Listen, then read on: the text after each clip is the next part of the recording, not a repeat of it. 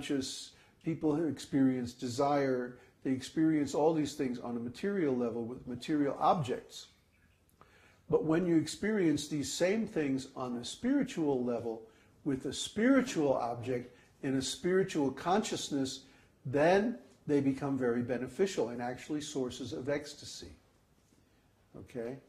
So, you know, for example, when I was talking about Krishna killing Pondraka, well, you know, normally when somebody is killed, that's not a very happy occasion. But when Pondraka was killed, it was an experience, it was of ecstasy.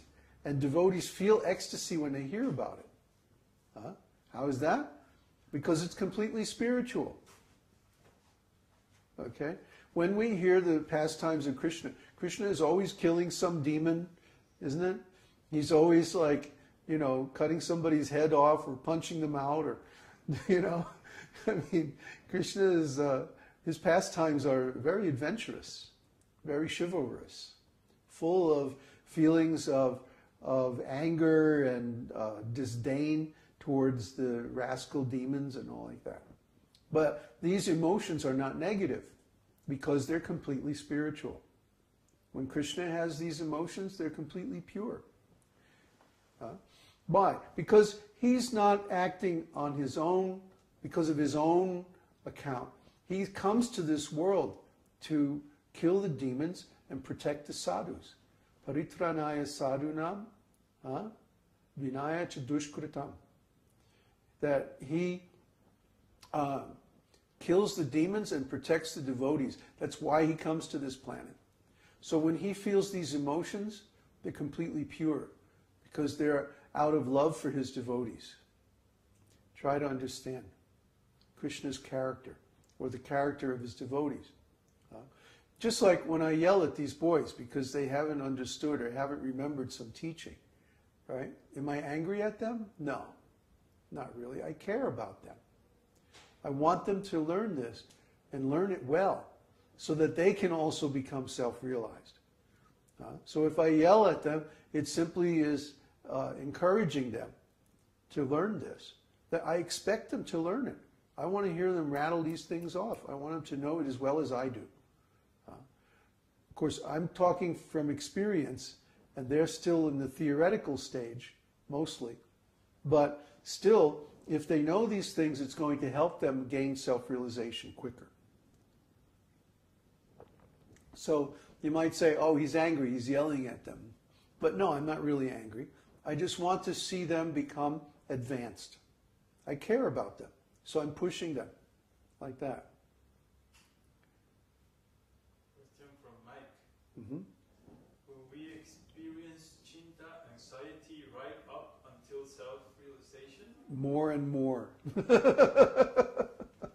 it seems until that point we will always have non-attainment of our desired. That's right. And that feeling grows and grows. The closer you get to self-realization, the more cintā you have. Mm-hmm. Yeah, because you want it more and more. What's that other one? Amarsha? Autsukya. Ardent desire. Yeah, this just grows more and more the closer you get. In fact, this desire is the cause of attaining self-realization. This anxiety, that, oh, I've been trying all these years and I still haven't got it. Hey, you know, it grows more and more. I mean, really, I run into devotees, and this is always shocking to me. They say, I've been chanting Hare Krishna X number of years, and I'm not any more advanced than I was like 20 years ago. And every time I hear this, I go, like, what have you been doing? See? And I know what they've been doing. They've been in some organization, and they've been engaging in politics instead of devotion. See? I know what they've been doing. They haven't allowed themselves to feel this anxiety that, oh my God, I've been doing this all this time and I'm still not self-realized. This should like keep you up nights, If you can't make any advancement, there must be something terribly wrong. But why can't you feel enough desire? Why can't you feel enough frustration to do something about it? That's the difference between me and my God brothers. I was going along in the same organization, right? But I couldn't let myself just sit there and engage in politics and raise money and think, everything's all right. I had to arrive. I had to make it. I had to get realized. I couldn't stand just sitting there and not making advancement. I couldn't let myself do it. And I'd keep shaking things up. I'd keep destabilizing the situation until I found a way to make advancement. I wasn't just content. I wasn't going to crystallize. I wasn't going to rest. I wasn't going to stop. See? That's the difference. If someone allows themselves to feel these transcendental emotions, even if they're uncomfortable, that's all right. Because they give you the basis to advance more and more. Now, don't be comfortable. Don't let yourself become dry. Keep growing. Keep advancing. Keep feeling that anxiety. Oh, I haven't made it yet. I have to do something. I have to change. I have to grow. That's the thing. Don't ever become complacent. Next question? No more questions? I have one question. What then? The Vyabhicari-bhava harsha, which is jubilation from seeing or attaining one's desired object, and the symptoms are madness, horripilation, bewilderment, like that. Why is that not a sattvika bhava? Harsha? Yeah. Like Well, actually, madness and these other symptoms, they are sattvika bhavas.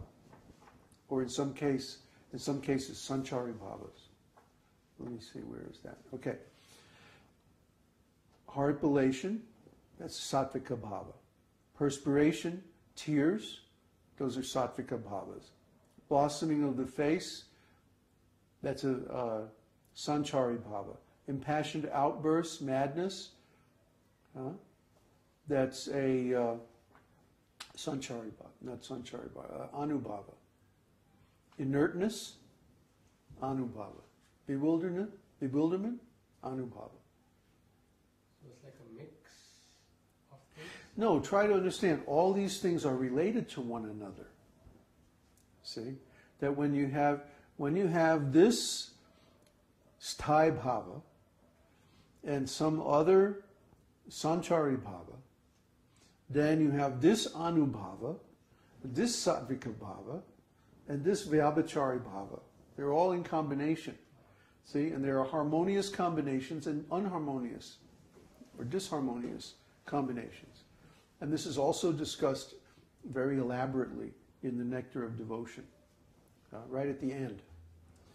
And there's a whole section on this. Actually, if somebody knows Sanskrit, I always ask them, can you translate the complete Nectar of Devotion into English? Why hasn't anyone done it? I don't know why no one has done it. Well, for one thing, it's big. It's very extensive work. It would be like 3 volumes, at least. What we have in the Nectar of Devotion is just a summary study. The actual thing is much more elaborate. And there are many, many quotations and examples to back it up and so on. Each one of these Vyabhicari-bhavas, for example, has like 2 or 3 examples, shlokas from Shastra. So it's extremely elaborate, very complicated. Like I said, it's going to take centuries to fully absorb all this culture. Even in India, it hasn't been fully absorbed, because this is the contribution of Lord Chaitanya through Rupa and Sanatana Goswami. And it's so extensive and so deep, so complex, that it's going to take centuries to culturally absorb it. We've only begun the process. But to be self-realized, you have to master this rasa science. Most of the other lineages of Vaishnavas, they specialize in one particular rasa or bhava. So you try to understand. But Lord Chaitanya experienced the whole spectrum of different bhavas. See? And the pastimes of Lord Chaitanya are just one different bhava after another after another. So, just like an ocean. That's why it's called Bhakti Rasa Amrita Sindhu. Sindhu means ocean. So even we're going through and extracting these terms from the Reader's Digest version, you know. But to really understand the whole thing, you have to make it into a matrix and see how all the different parts could possibly be connected with one another. There's a danger of elementalism in trying to understand these things without realization.